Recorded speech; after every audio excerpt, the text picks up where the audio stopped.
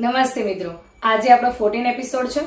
આવતીકાલના એપિસોડમાં આપણે શીખેલા કે બેઝિક હાથ કઈ રીતે બનાવવો, મતલબ કે એનો ડાર્ક પાર્ટ કઈ રીતે મૂકવો, લાઇટ પાર્ટ કઈ રીતે મૂકવો, ડાર્ક મૂકવાથી કેવો ઉઠાવ આવશે અને લાઇટ મૂકવાથી કેવો ઉઠાવ આવશે, એ આપણે કાલના એપિસોડમાં શીખેલા. આજના એપિસોડમાં આપણે શીખવાના છીએ કે એનિમલ્સ જે મેં તમને શીખવાડેલા જ્યારે આપણે લાસ્ટ 10th યા 9th એપિસોડમાં આપણે શીખેલા હતા, એલિફન્ટ, પીકોક, નાના એલિફન્ટ. તો આજે આપણે એનો યુઝ કરીને એક હાથ બનાવશું. જે વસ્તુ મેં તમને 12 દિવસની અંદર શીખવી છે એ જ વસ્તુનો હું ખાલી ઉપયોગ કરીશ અને તમે જોઈ શકો છો કે એટલું યુઝ કર્યા પછી એ મહેંદીનો હાથની ડિઝાઇન જે છે કેટલી ક્લિયર અને સારી એવી દેખાય છે. તમારે મહેંદી માટે વરસ 2 વરસ આપવાની જરૂર નથી. તમારે ઓનલી ને ઓનલી તમે 1 મહિનો 30 ડેઝ પ્રોપર તમે 2 કલાક બેસો તો તમને આવડી જ જાય. બરાબર છે. તો આજે આપણે એનિમલ્સ શીખીએ હેન્ડ પ્રેક્ટિસમાં. તો તમે બધા રેડી છો? એ પહેલા હજી સુધી તમે મારી ચેનલને સબસ્ક્રાઇબ નથી કરી, લાઇક, શેર, તમારા ફ્રેન્ડ સર્કલને પણ શેર કરો તો વધારે મજા આવશે તમને પણ અને મને પણ કે હું આટલી મહેનત કરું છું તો હું વધારે નવું શીખવાડું, એના માટે સપોર્ટ કરો મને. અને લાસ્ટ મારા જ્યારે 30 દિવસના એપિસોડ પૂરા થશે એની પછી હું જે ગુજરાતીના ક્લાસ કરાવું છું સેમ એ ક્લાસ હું હિન્દીમાં કરાવીશ.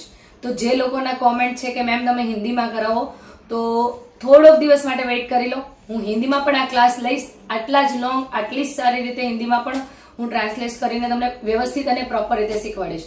તો ગાઈઝ આજનો ક્લાસ ચાલુ કરીએ આપણે. હાથ બનાવતી વખતે સૌથી પહેલા તો મેં હાથ બનાવી લીધો છે. હવે હું એક એલિફન્ટ બનાવીશ. જે મોટો એલિફન્ટ હતો આપણે બુક્સમાં શીખેલા સેમ એ જ એલિફન્ટ. મેથડ સેમ જ રહેશે, તમે જોઈ શકો છો. સેમ જ મેથડ રાખવાની છે, કોઈ ચેન્જીસ નથી કરવાના. જ્યાં લાઇટ હોય ત્યાં લાઇટ, ડાર્ક હોય ત્યાં લાઇટ. પાર્ટને શોર્ટ પાર્ટને જાતે પૂરા કરતા જજો તો તમને આઈડિયા વધારે આવશે. પછી એમને જ્યાં શેડિંગ આપવાનું છે ત્યાં હલકું કોન પ્રેસ સાથે શેડિંગ આપી દો, આઈઝ આપી દો. એમના જે મેઇન અમુક જગ્યાએ શેપમાં એની ડિઝાઇન આપી દો. લાઇટ પાર્ટ કરવાનું છે એટલે જ્યાં આપણે લાઇટ કર્યું છે આપણે ડાર્ક જોઈએ તો ત્યાં આપણે ડાર્ક કરી નાખીએ તો એ ડાર્ક એલિફન્ટ થઈ ગયું છે. બરાબર છે.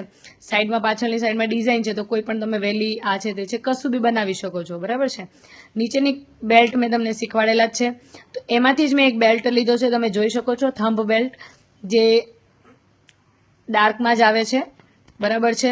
ડાર્ક અને લાઇટ આમ તો બંને જ કહી શકાય છે. એમનો લુક બહુ જ સરસ આવે છે. મને આ બેલ્ટ બહુ જ ગમે છે. તો તમે જોઈ શકો છો. હવે આપણે નાના હાથી બનાવવાના છીએ તો એ તો બહુ જ ઇઝી છે.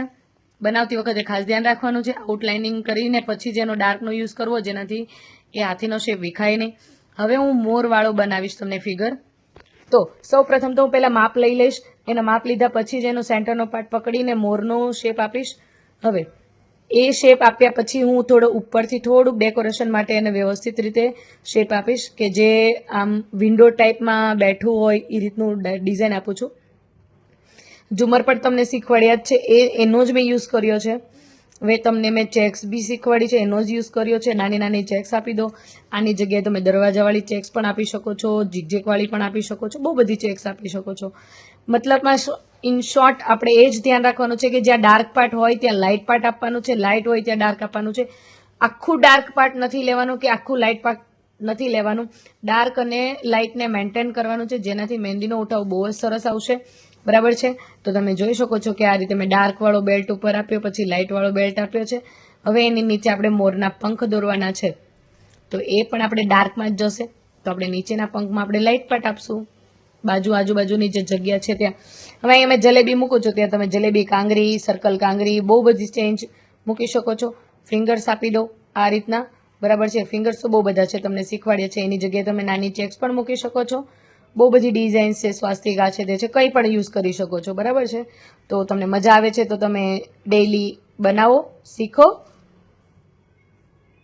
તો મિત્રો તમે જોઈ શકો છો કે આજે આપણે એલિફન્ટ અને પીકોકની મદદથી એક હાથ બનાવ્યો છે. તો જોઈ લો, એલિફન્ટ મેં લાઇટ રાખ્યો છે જેનાથી આ પાર્ટ મેં ડાર્ક કર્યો છે. પીકોક મેં એના પંખ જે છે એ ડાર્ક કર્યા એટલે આ પાર્ટ મેં શું કર્યો છે, લાઇટ રાખ્યો છે. અગર હું એલિફન્ટ ડાર્ક વાળો બનાવે તો આ પાર્ટ મારો કેવો રહેશે, લાઇટ રહેશે.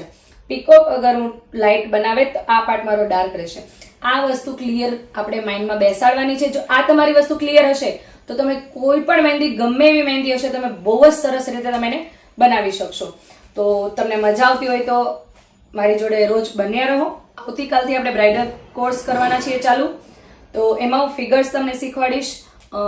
બ્રાઇડમાં જે આવતા જે નાના નાના કેપ્ચર્સ બધું હોય છે એ બધું બતાવીશ.